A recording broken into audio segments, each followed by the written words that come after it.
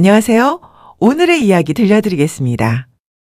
30년 동안 한 직장을 다닌 남자가 있었어요. 그의 이름은 정호였죠. 그는 늘 성실한 사람이었어요. 늦잠 한 번 없었고 지각도 없었어요. 그의 하루는 거의 정해진 패턴처럼 흘러갔죠. 지하철 7시 20분, 커피 한 잔, 회의, 보고서, 그리고 퇴근. 그 안에서 그는 나름의 질서를 지키며 살았어요. 하지만 그 질서가 깨지는 데엔 단 하루면 충분했어요. 퇴직식 날, 그는 회사 현관 앞에서 한참을 서 있었죠. 손엔 작은 화분 하나가 들려 있었어요. 평생 다닌 회사였는데 떠나는 날은 너무 조용했어요. 이제 끝이구나. 그 생각이 머릿속에서 천천히 흘러내렸어요. 사람들은 축하한다, 수고했다 말했지만 그 말이 이상하게 허공에서 멀리 떠다녔어요. 정호는 그 말들 사이에서 자신이 이미 세상에서 조금씩 멀어지고 있다는 걸 느꼈죠. 다음날 아침 알람이 울리지 않았어요. 눈을 떴는데 세상은 똑같았지만 단 한 가지가 달랐어요. 그를 기다리는 곳이 사라졌다는 것. 아내가 말했죠. 이제 좀 쉬어요. 여보, 그동안 정말 고생 많았잖아요. 그 말이 고마우면서도 어쩐지 아프게 들렸어요. 쉬어야 하는데 쉴 이유가 없었거든요. 그는 평생 달려왔는데 이제 멈춰야 한다니. 그게 너무 낯설었어요. 그날 그는 하루 종일 소파에 앉아 있었어요. TV를 켰지만 화면 속 말소리가 들리지 않았어요. 방 안은 조용했고 시계 초침 소리만 똑딱거렸죠. 그는 커피를 마시며 중얼거렸어요. 이제 나는 뭐가 되지? 퇴직금은 생각보다 빨리 줄었어요. 아들 결혼, 딸 대학, 생활비까지 내고 나니 통장에 남은 건 0원이었어요. 빈 통장을 들여다볼 때마다 마음이 조용히 내려앉았죠. 30년 동안 일했는데 남은 게 없구나. 밤이 깊을수록 그 생각은 더 진해졌어요. 불 꺼진 거실에서 그는 담배를 피웠어요. 하얀 연기가 천천히 올라가다 사라졌죠. 그는 그 연기를 보며 중얼거렸어요. 이게 다였나. 며칠 뒤 그는 재취업 사이트에 들어갔어요. 하지만 나이를 적는 칸 앞에서 손가락이 멈췄어요. 1957년생. 그 한 줄이 너무 무겁게 느껴졌죠. 이 나이에 누가 나를 써주겠어. 그 말이 혼잣말처럼 흘러나왔어요. 그는 결국 편의점 아르바이트를 시작했어요. 밤 10시부터 새벽 6시까지. 젊은 사장이 아저씨, 이건 좀 빨리 하셔야 돼요. 라고 말할 때 그는 고개를 끄덕였어요. 네, 알겠어요. 몸은 따라줬지만 마음은 자꾸 뒤처졌어요. 새벽 바람은 차가웠고 하루하루가 버티는 일 같았어요. 일을 마치고 집에 돌아올 때면 하늘이 점점 밝아오고 있었어요. 그는 지하철 유리창에 비친 자신의 얼굴을 봤죠. 피곤하고 조금은 낯선 얼굴. 이게 내 인생의 끝인가? 그는 그렇게 생각했어요. 어느 날 동네 도서관 앞을 지나가다가 시니어 재창업 강좌 모집이라는 종이를 봤어요. 그냥 지나칠 수도 있었지만 그날따라 그 문구가 이상하게 마음에 걸렸어요. 발길이 멈췄죠.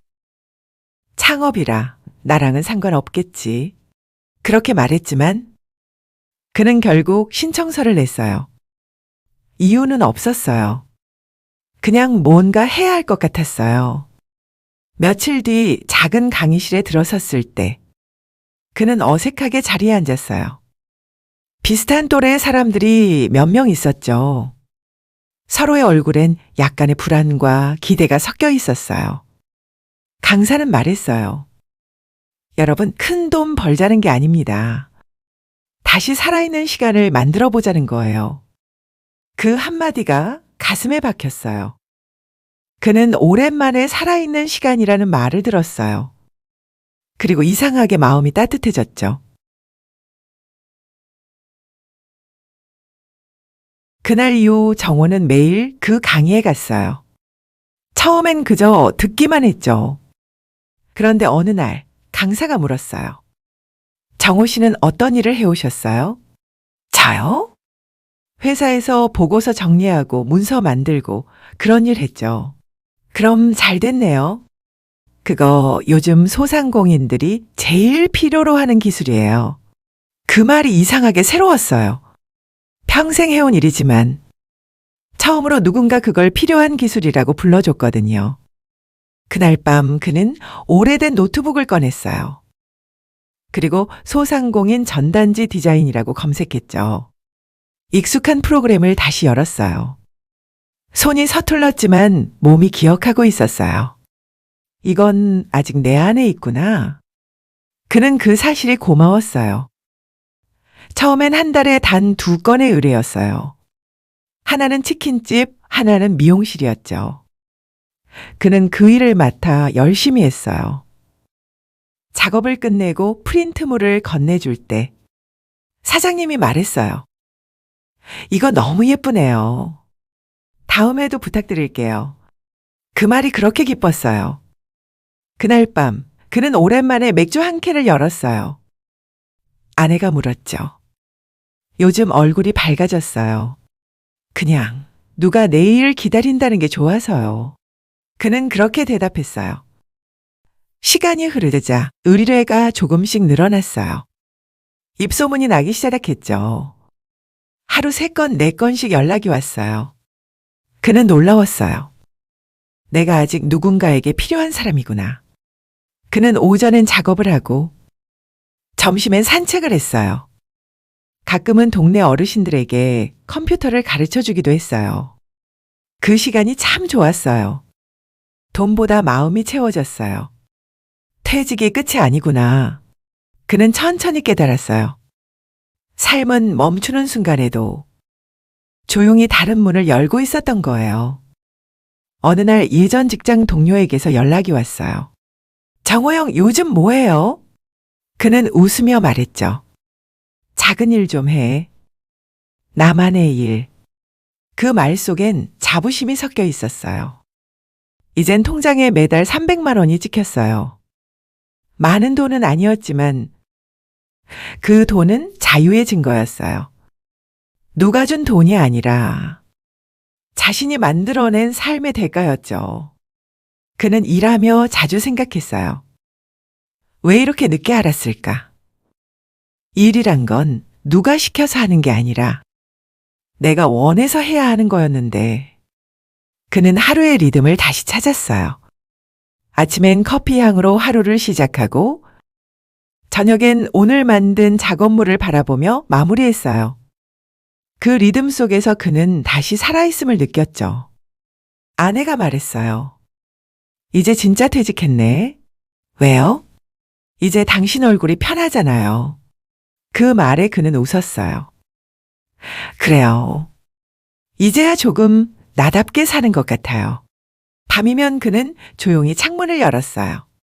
바람이 들어왔고 그 바람 속엔 낯설지 않은 평화가 있었어요. 그는 그 바람에게 속삭였어요. 오늘도 잘 견뎠다. 시간은 흐르고 어느새 그에게도 2번째 계절이 찾아왔어요. 이제 그는 동네 시니어 센터에서 강의를 합니다. 제목은 퇴직 후에도 다시 시작할 수 있습니다. 그는 칠판 앞에서 말하죠.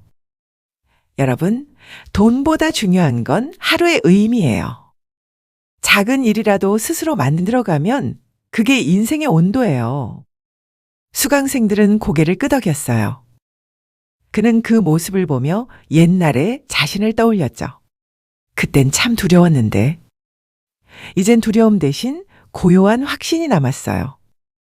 퇴직은 끝이 아니었어요. 그건 단지 다른 문으로 들어가는 일뿐이었죠. 누군가는 그 문을 두드리지 못해 서 있을 테지만 정호는 이제 말할 수 있었어요. 한 걸음만 내디뎌도 돼요. 생각보다 세상은 따뜻하니까요. 그의 통장에는 여전히 매달 300만 원이 찍혀요. 하지만 이제 그 돈은 숫자가 아니라 의미예요. 그건 하루를 살아낸 증거. 누군가에게 여전히 필요한 사람이라는 표시였죠. 가끔은 퇴근하던 길에 불 꺼진 회사 건물을 바라보곤 해요. 저기서 내 젊음이 있었지. 그는 미소 지어요. 그건 후회가 아니라 인사였어요. 잘 있었니? 나의 지난 시간들아. 집으로 돌아오면 따뜻한 불빛이 기다리고 있어요. 아내가 차를 내오죠. 오늘은 어땠어요? 좋았어요. 그냥 좋았어요. 그 말만으로 충분했어요. 이제 그는 서두르지 않아요. 무언가를 이루려 애쓰지도 않아요. 그저 오늘을 살아낸다는 게 그에게는 더없이 충만한 일이 되었으니까요. 퇴직 후 통장이 0원이었을 때 그는 끝이라고 생각했어요. 하지만 지금은 알아요. 그 0은 끝이 아니라 다시 시작할 자리였다는 걸. 오늘도 그는 말합니다. 인생은 생각보다 길어요. 그리고 그 길엔 두 번째 봄이 있어요. 여러분 생각은 어떠신가요? 댓글에 남겨주세요.